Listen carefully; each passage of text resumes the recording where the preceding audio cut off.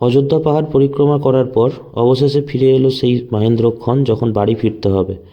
আমরা সবাই রাইডে যারাই বেরোই না কেন, ফিরে আসার একটা তাড়া থাকে। সেই জায়গাটা যতই ভালো হোক, যতই মনোরম হোক, তবুও সকলকেই আমাদেরকে ঘরে ফিরে আসতে হয়, কারণ দিন শেষে প্রত্যেককেই ঘরে ফিরতে হয়। ঠিক সেইভাবে আমিও ফিরে গেছিলাম ঘরের পথে।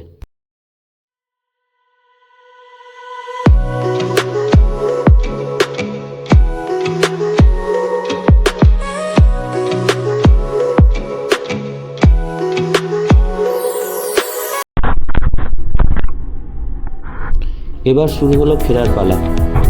আমার সঙ্গে আরও দুটো গ্রুপ বেরিয়েছিল। গ্রুপ বলতে একজন ছেলে তার মাকে নিয়ে এসেছিল, সে এসেছিল দমদম থেকে। আরেকজন হাজব্যান্ড ওয়াইফ এসেছিলেন, তারা এসেছিলেন নলহাটি থেকে। আমরা তিনজনই তিনটে বাইকে করে বেরিয়ে গেছিলাম। তাদের ডেস্টিনেশন ছিল লোয়ার ড্যাম, আপার ড্যাম। আমার যেহেতু আগের দিনই lower dam upper dam cover করা হয়ে গেছে, তাই আমি লোয়ার ড্যাম আপার ড্যাম আর যাইনি। মাঝখানে একটা মোড় পর্যন্ত গিয়ে তারপরে ওদেরকে সি অফ করে আমি সামনের পথে এগিয়ে চলি দীর্ঘ রাস্তা ধরে। বিশ্বাস করো, এই পাহাড়ি রাস্তা দিয়ে যেতে যেতে এত সুন্দর, এত মনোমুগ্ধকর লাগছিল, যেন নিজের জীবনের যত ব্যক্তিগত কষ্ট, দুঃখ, যত রকম চোখের জল, সব কিছু যেন এখানে আমি ফেলে যাচ্ছি, বিদায় করে দিচ্ছি এখানে। সুতরাং আমার আর মনের ভেতরে এতটা আনন্দ জাগছিল, এতটাই ভালো লাগছিল। এই পাহাড়ের ঢাল, একদিকে খাদ, মাঝখানে জঙ্গল, সুন্দর রাস্তা, রাস্তাতে কোনো বাম্পার নেই, রাস্তা একদম নিঝুম, একটা লোক পর্যন্ত নেই। অদ্ভুত সুন্দর এবং মায়াবী একটা পরিবেশ, অদ্ভুত একটা টান, মনে হচ্ছে বারবার করে যে আবার যেন এখানে ফিরে আসি, এরকম একটা অনুভূতি নিজের মধ্যে তৈরি হচ্ছিল। বন্ধুরা, তোমরা যারা আমার ক্যামেরার মধ্যে দিয়ে এই জায়গাটাকে দেখতে পাচ্ছ বা অনুভব করতে পারছো, আশা করি বুঝতে পারছো এই জায়গাটা ঠিক কতটা মনোরম, কতটা সুন্দর আর কতটা নিঝুম, নিশ্চুপ, একটা শব্দ পর্যন্ত নেই।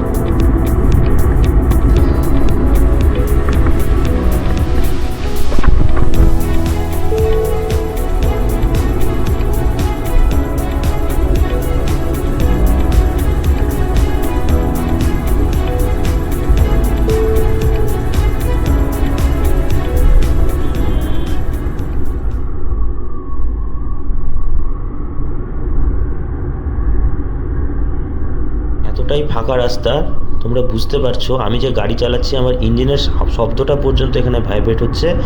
হর্ন বাজানো নিষিদ্ধ, কিন্তু আমাকে মাঝে মাঝে বাজাতে হচ্ছে শুধুমাত্র সাইকেল আরোহী আর ওই গরুগুলোর জন্য, যারা হঠাৎ করে রাস্তা ক্রস করছে।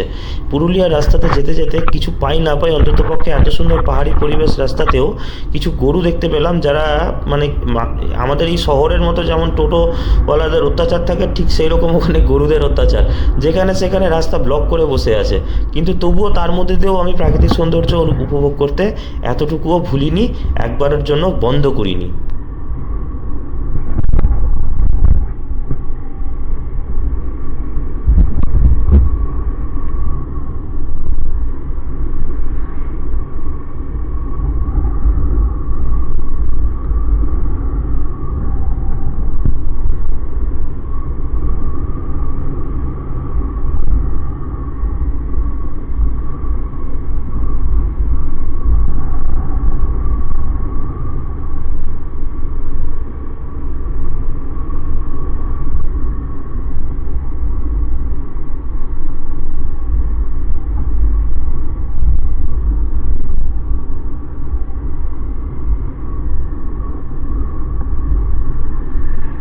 ফেরার পথে যেতে যেতে পথে পড়ল খয়রাবেড়া ড্যাম। এটা হচ্ছে খয়রাবেড়া ড্যাম। আমি একদম ড্যামের নিচে নেমেছিলাম। ড্যামের নিচে বলতে অপোজিট সাইডে ড্যামটা আছে, এখান দিয়ে জাস্ট ওয়াটারটা ফ্লো হচ্ছে, ঢালটা আছে ঠিক অপোজিটে। আর ডান দিকে যে পাথরের অংশটা দেখতে পেলে, ওটা হচ্ছে পুরোটাই মার্বেল পাথরের অংশ। এই হচ্ছে ওয়াটারফলস। এটা হচ্ছে খুব সুন্দর একটা পাহাড়ের অংশ, ওখান থেকে দেখতে জাস্ট অসাধারণ লাগছিল। কি সুন্দর তার মনোরম পরিবেশ, মনোরম প্রকৃতি, অসাধারণ লাগছিল, অসাধারণ। জাস্ট মানে কারুর যদি মনের অসুখ বলে কোনো অসুখ থেকে থাকে, তো আমি 100% শিওর এখানে গেলে সেই অসুখের ওষুধ সে খুঁজে পাবেই। সেই সঞ্জীবনী ওষুধটা এখানেই লুকিয়ে আছে।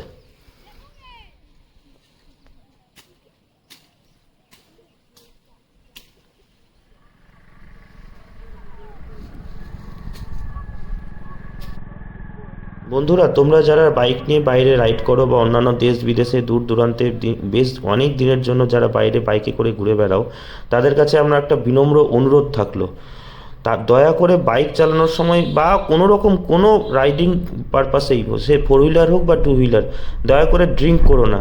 পিছনের যে ছেলেটিকে দেখতে পেলে, সে ড্রিঙ্ক করে গাড়ি চালাচ্ছিল এবং তার পাশে যে বাইকটা পড়ে আছে হোন্ডা CB 100, সেটা সামনে লাল রঙের যে অল্টো গাড়িটা, যে সাদা গাড়িটা ওভারটেক করে আসলো, তার উপরে উঠে গেছিলো। তার মানে ভাবো সে কত জোরে ধাক্কা মেরেছিল আর কতটা জোরে উপরে উপরে উঠেছিল। আমি কাছে গিয়ে একবার দেখেছিলাম, শুধুমাত্র সেটা ভিডিও ক্লিপসে রাখলাম না, যে তার হাঁটুটা কতটা ঘুরে গেছে অ্যাক্সিডেন্টে।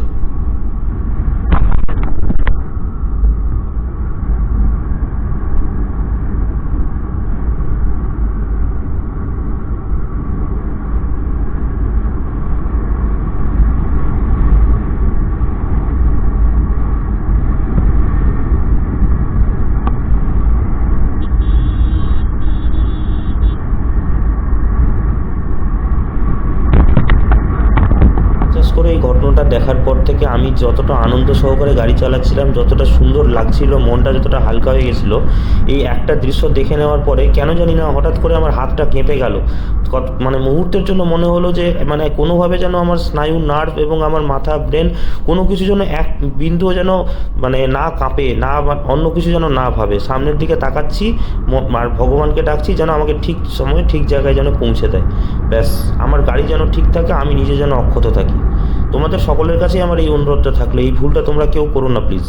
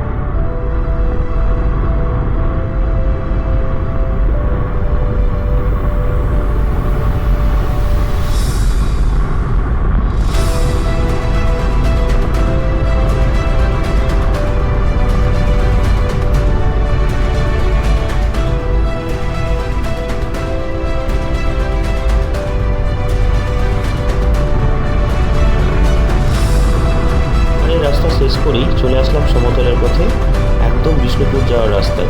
বিশ্বাস করো বন্ধুরা, বিষ্ণুপুর যাওয়ার রাস্তার দুধারের যে সৌন্দর্যটা, পুরুলিয়া থেকে বিষ্ণুপুর যাওয়ার রাস্তা, দুধারের সৌন্দর্য এত সুন্দর, মনোরম পরিবেশ, তার পাশে সবুজ দিগন্ত রেখা, মাঝখানে কিছু কিছু গাছ, রাস্তাটা সোজা চলে গেছে, একটা বাম্পার নাই, একটা প্যাচ নেই। আমার গাড়ি মোটামুটি 60-65 ক্রুজ করছে। শুধু একটাই আমার ভগবানের কাছে প্রার্থনা ছিল, যেন সূর্যাস্তের পূর্বে আমি বিষ্ণুপুর শহরে প্রবেশ করতে পারি।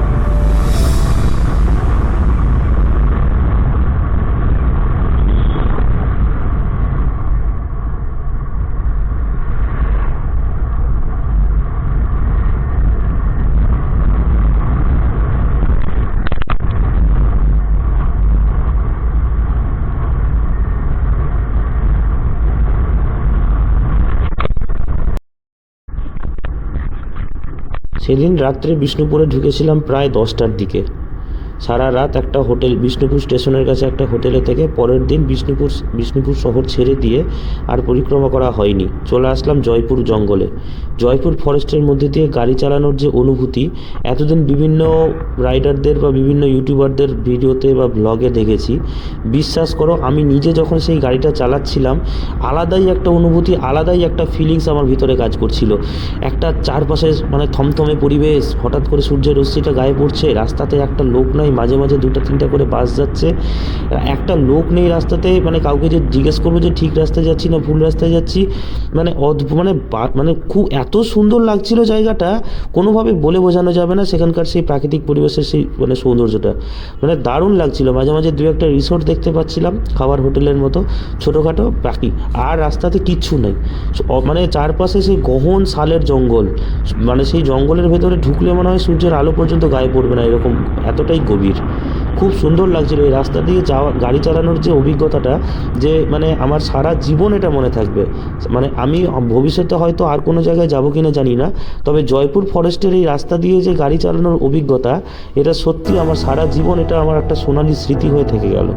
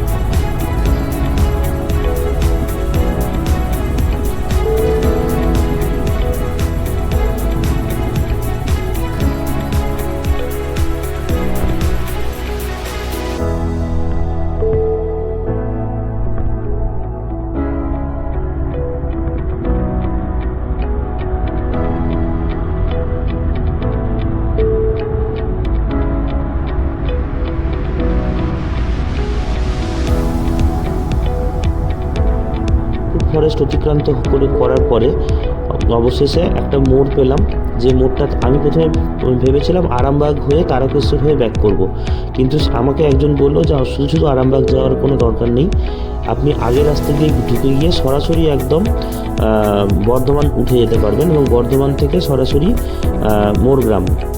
তো আমি সেই রাস্তাটাই ধরেছিলাম, কিন্তু দুর্ভাগ্যবশত আমি অনুরোধ করব সেই রাস্তা দিয়ে দয়া করে কেউ যাবে না বা কেউ যাবেন না, আর কেউ ওই রাস্তা দিয়ে আসবেনও না।